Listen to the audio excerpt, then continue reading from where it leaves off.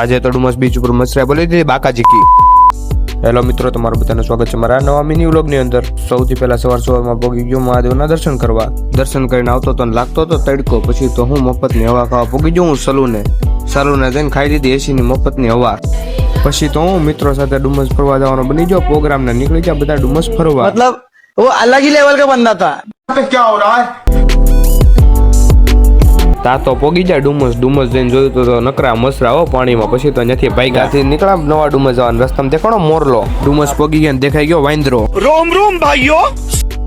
ડુમસ આવ્યો પાડવા માંડ્યા બધા પોતાના ફોટા. ને કેવલભાઈ કે મારા તો કોઈ ફોટા જ નથી પાડી દેતું. પછી તો આવી ગયો કેવલભાઈ ફોટા પાડવાનો વારો. કેવલભાઈ હરખાઈ જાઓ.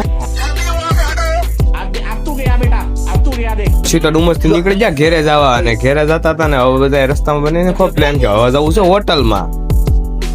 પછી તો હું વિજય જાઉં હોટલમાં બધા જમવા. પછી તો હર્ષદભાઈ બોલી દીધી ગુલાબજાંબુ ખાવાની બાકાજી કી. મફત નો ખાઈ ખાઈને જો બધા હુતા હતા. ઉમોભાઈ મારો ફોન લઈને બનાવતો હતો વ્લોગ. એને તો એમ લાગતું છે ને હું વ્લોગર છું એમ. હવે મળીએ આપણે બીજા વિડીયો ની અંદર.